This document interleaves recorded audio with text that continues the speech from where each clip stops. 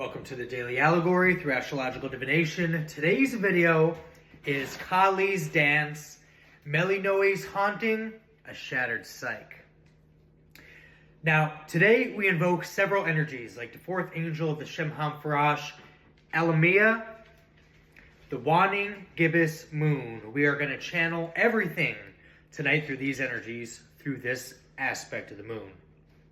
The ancestors, the goddess Bastet, Kali Ma, the Mundamala, which is the necklace Kali Ma wears, the goddess Melinoë, and the returning of nightmares and curses and the karmic consequences of playing in the energies of other people. We also create a brand new goddess altogether who delivers quite an intriguing type of retribution, and utilizing non-linear physics here, we create an ancient past for existence, altering time and space entirely with Kali to ensure that this new goddess delivers an immediate, fatal, and harsh blow to make a point, drawing quite literally upon the red light frequency, creating our own entanglement theory with strings of non-linear memories to validate her very existence. Now, get ready for this Martian energy, everybody, and the daily energies, because it's quite an interesting blend. We're going to start off with an invocation rather than my daily prayer today to bring forth the necessary backing and transformation needed for this work. Here is the invocation of the binding threads of karma. Hear, O Melinoë, goddess of ghosts and nightmares, daughter of Persephone and Hades, lady of the wandering dead and the madness that stalks the night, you who wander the earth in the darkness, bringing phantoms to mortal souls. Hear, O Mars, Eris, god of war and conflict, the red planet whose influence stirs anger and the clash of wills, you who delight in chaos and the brutal lessons in the battlefield.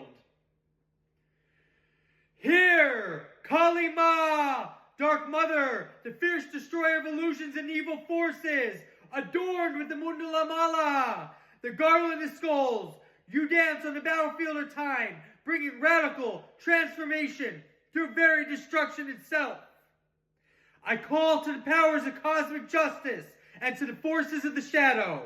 I acknowledge the weight of the past and the chains of cause and effect, the karmic threads that bind the very souls of each individual person. If by design, by consequence, or by cosmic law, these sufferings are a mere past transgressions. The debilitating nightmares that shed the veil of sleep, the creeping madness that fractures the mind, the schizophrenic break of shattering the very reality of one's mind.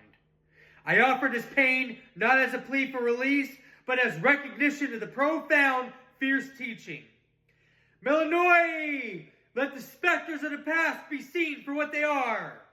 Mars, let the eternal war reveal its source and purpose. Kali Ma, accept the eagle's brokenness as an offering upon your garland and skulls. Through the fire of this affliction, I seek the wisdom that lies beyond the pain. Grant the courage to face this fight, this fierce aspect of reality, to bring darkness into light, that balance may one day be found. Om Krim Kali! O fierce mother, be with us in this difficult transformation. The veil blade hath cut upon the fabric of realms. The gateway for the aforementioned is now open. So their presence, so say me. May the wrath be kind upon those who have sought chaos and destruction, power and domination, and to the enemies of mine, who I have only shown kindness to. Entering the stories based upon the aspects and the interpretation with the euphemism to apply where necessary. Kali's Dance, Melinoë's Haunting, a Shattered Psyche. Now this celestial alignment had been a whisper, then a scream. Mars, the red planet of action and war, hung in a searing opposition to Uranus, the revolutionary disruptor in the 8th house of death and deep transformation. For Stephen, The tension was a physical pressure behind his eyes, a growing storm in his blood. His life, built on a foundation of control and logic, was about to shatter. The opposition had been the catalyst for his professional downfall, a sudden public crisis that had exposed a decade of ruthless ambition and ethical compromises. The consequences were instant, brutal, and undeniable, as his reputation in the 10th house was incinerated. Now, the potent sextile between Mars and Pluto today revealed its very destructive power. Stephen's life work was annihilated. His very carefully constructed persona, nothing more than ash. This was the karmic debt of a man who had built an empire on the ruins of others. The true punishment began as the celestial dance continued. Mars forming a trine with Neptune in the 9th house today, the domain of karma, higher knowledge, and belief. What should have been a harmonious flow of spiritual energy instead became a floodgate for what he had denied for so very long. The veil thinned. The figure he had dismissed as myth, as superstition, began to appear and manifest. At first, it was just the scent of rotten lilies, followed by the silent judging stare of a very woman who seemed to glide in and out of shadows. He recognized her from a secret study, the goddess Melinoë, bringer of nightmares and madness, a chthonic deity who haunted the dreams of mortals. She did not speak, but her presence was a constant, deliberate terror. The whispers he heard from her became a cacophony of his victim's accusations. Then came the second visitor, fiercer and more direct. Stephen saw her first in a feverish hallucination, a goddess of furious rage, adorned with a garland of severed heads, the Mundamala. This was Kali Ma, the destroyer, who danced on the corpses of his delusions. She was the divine, brutal enforcer of karma that he had incurred. Each skull in her garland felt like one of his transgressions, a debt of suffering he was now forced to pay. The nightmares were relentless, a nightly descent into hell orchestrated by Melinoë. By day, the line between reality and spectral world blurred, as Kali's presence shattered into perception. The voice of his past victims, once silent and buried beneath his ambition, now screamed from every corner of existence he existed in. He was a man adrift in a sea of his own making, his mind a battlefield where Mars, Uranus, Pluto, Neptune, and Melinoë and Kalima fought a spiritual war within. The final shattering came when a voice, clear and cold, spoke his name from the Mundamala. "This is your penance," it declared. "You broke the world for your own gain. Now your reality must be broken for the world's balance." The fractured fragments of his mind could no longer cohere. The debilitating nightmares and madness culminated into a schizophrenic break, a total separation from the shared world. Stephen's punishment was not death, but to live as a ghost in his own broken mind, a living testament to the very karmic forces he had so carelessly ignored. He was now a soul among Melinoë's phantoms, forever bound to Kali's garland of skulls. With Mars and Sagittarius, I had the numerological number 4 popping out, and this is going to be titled Nightmares, Madness, and the Mundamala. In the ethereal void where time and reality intertwine, there exists a plane of existence known as the Shadow Nexus. Now, this is a place where concepts of light and dark hold no sway. Only the raw power of transformation. It was here that a new consciousness stirred, coalescing from the potent energies of disparate yet intricately linked entities. The very formidable fourth angel of the shemhamphorash, a being of unification, Elemiah.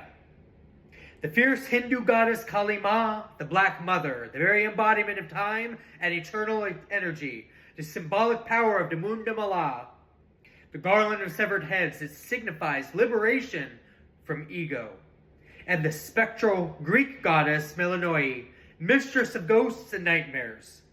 From their combined essence arose a singular entity, and this is the creation that I am speaking to draw into this physical reality. This combination of energies intricately woven to a beautiful being. A beautiful complexity, a goddess known as Nocturna Kali. She was a living paradox, her form shifting like smoke and starlight.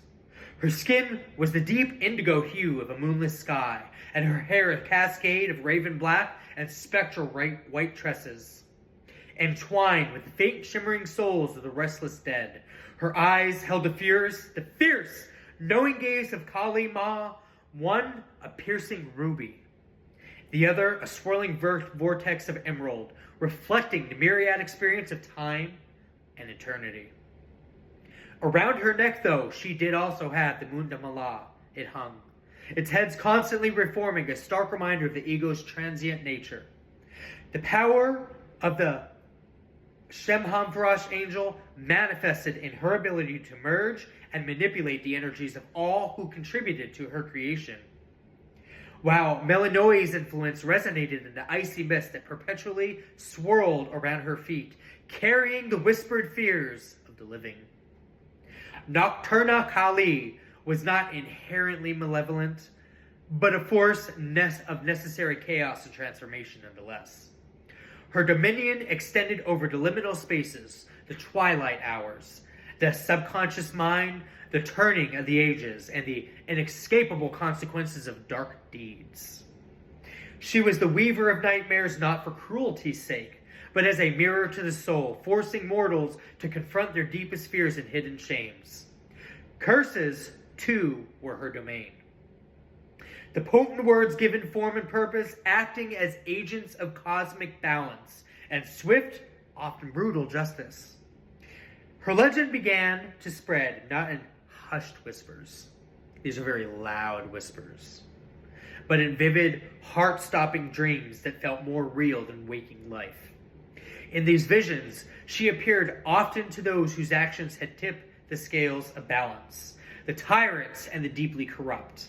She would stand before them, the Mundamala, a chilling focal point, within the misty mist of Melinoë's power. Their worst fears would manifest, taking on a life of their own. For some, it was the crushing weight of their past victims. For others, their ultimate failure of their own ambitions. And for all, it was the confrontation with the consequences they had so blithely ignored. One such mortal was Lord Valerius, a powerful sorcerer king who had built his empire on the subjugation of countless souls, binding their spirits to his will. His nights were untroubled and his conscience silent. Then Nocturna Kali came for him.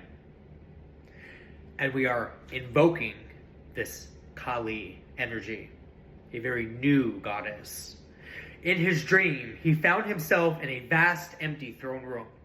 The air was cold, the colors leached from the world, the spectral fractals of the physical laws that dictate reality, where energy piggybacks off quantum qubits.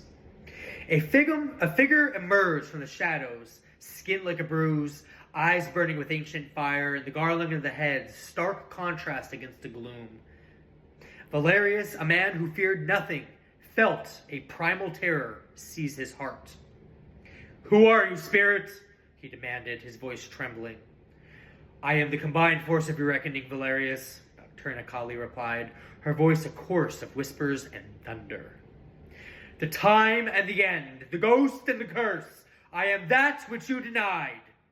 With a sweep of her hand, the Melinoë mist billowed forth, and the throne room walls dissolved into a swirling vortex of absolute agony.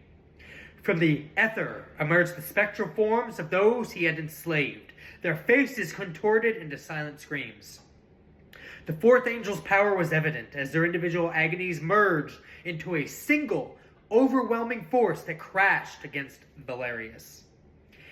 He felt every lash he had ordered, every tear shed, every hope crushed all at once.